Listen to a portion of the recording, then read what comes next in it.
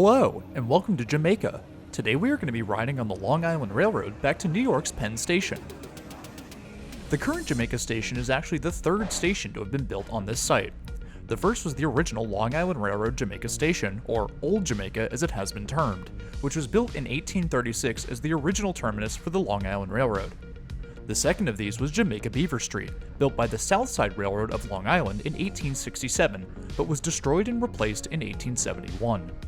The current station was opened in 1913 and, combined with the J and Hall interlockings, allowed trains from all branches to transfer onto any line, allowing for efficient service to all platforms. The station has been renovated and expanded in the time since then, with the majority of the work coming in the 2001 to 2006 expansion that saw the construction of the air train to JFK. The original main station building is still standing today and serves as a reminder of the long past of Jamaica.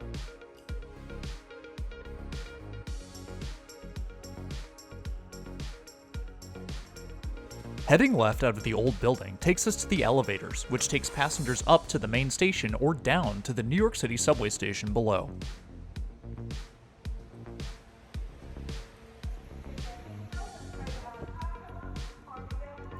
There isn't a ton going on around the station. Jamaica is more of a transfer point than a destination, with passengers transferring to other trains or heading to the airport, so it's understandable that there isn't more than a small convenience store and a few ticket machines.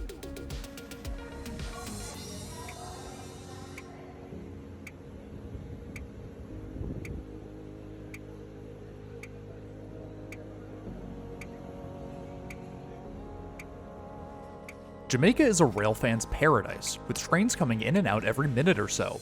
I was filming during the off-peak in the mid-afternoon, so there weren't a ton of trains heading in and out, but on a busy day, it's incredible just how many movements you'll see.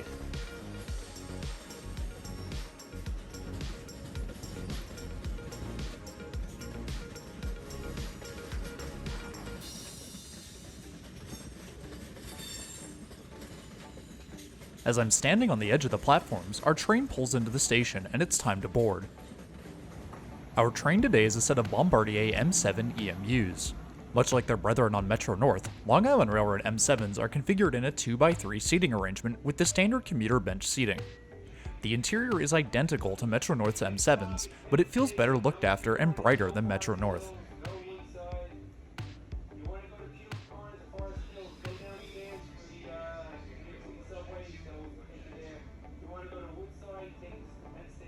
As our conductor made it very clear, our train would be running express to Penn Station. Services between here and Penn can vary between local and express trains, so it has to be made clear which is which. I noticed after a quick look around that there was no one on the train, or at least in my car. I know it wasn't rush hour at the time, but it was still cool to have a car to myself.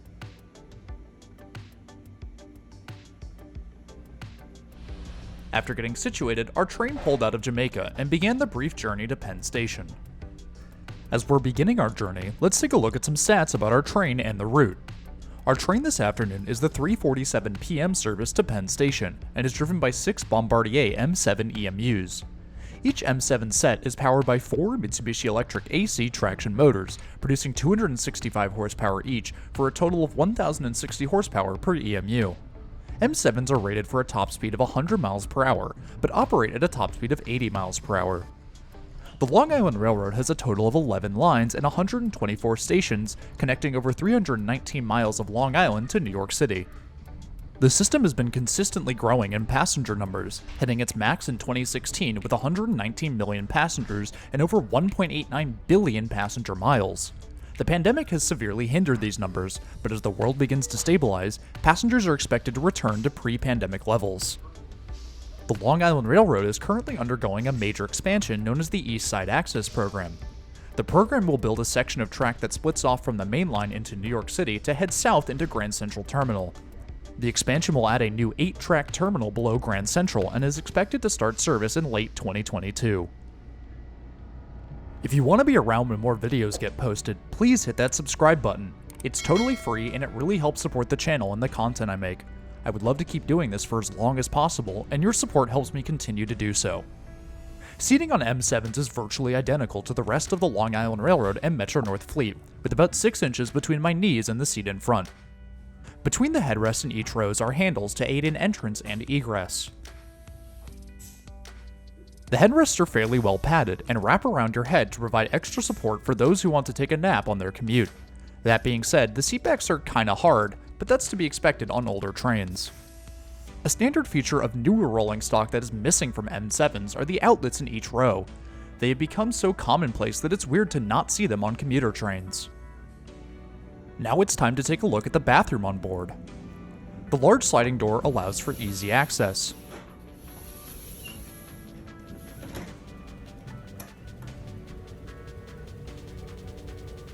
The bathroom itself is very standard and is identical to the rest of the Long Island Railroad fleet. The faucet and dryer are motion activated, but are clearly a bit finicky.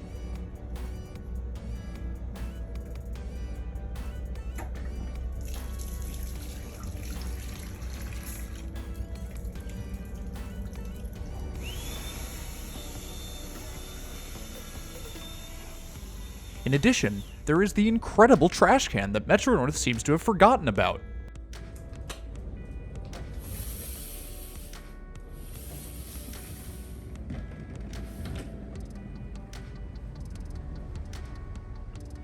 Just after passing by Woodside, our train meets up with the Northeast Corridor to run into Penn Station. You can see the interesting combination between third rail electrification for Long Island Railroad trains and catenary wires for Northeast Corridor train. Just beyond our meeting with the Northeast Corridor is Sunnyside Yard, a staging area and maintenance facility for Amtrak and New Jersey Transit train. I was desperately hoping that the new Avalia Liberty would be stationed here, but I later learned it was being stored in Philadelphia for testing in New Jersey. Passing under the 7 subway, our train descends into the tunnels below the East River.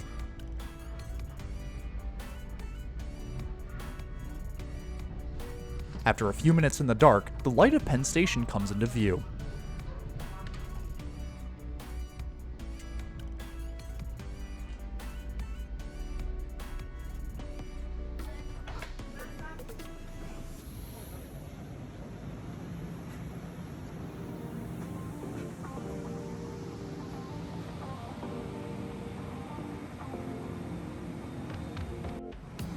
It was hard for me to contain my excitement at the next step in this journey, as taking the escalator up brought us into Penn Station's brand new Moynihan Train Hall.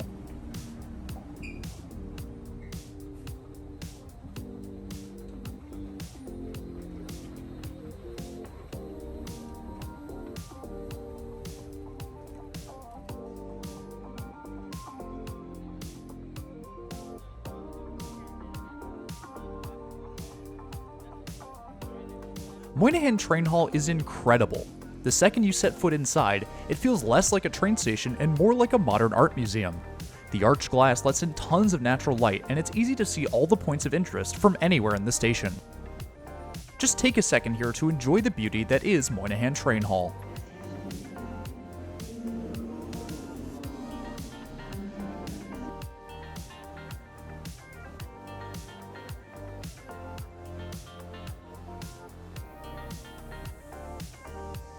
I'll be going more in depth on Moynihan Train Hall in a future trip report, and maybe even its own video, but both of those are for another time. As we follow the exit signs out to 8th Avenue and 31st Street, it's time to end today's trip report. Next week I will be flying out of Dallas-Fort Worth International Airport to Miami on one of American's Boeing 777s in extra comfort, an experience that you won't want to miss. If you're new around here, please hit that subscribe button. It's totally free and it really helps support the channel. I have some really exciting content coming in the next few months, including a 12-hour journey on Amtrak's Coast Starlight, so stick around if that's something you want to see. But anyways, that's all I have for today. Thanks for riding with me, and I'll see you in the next one.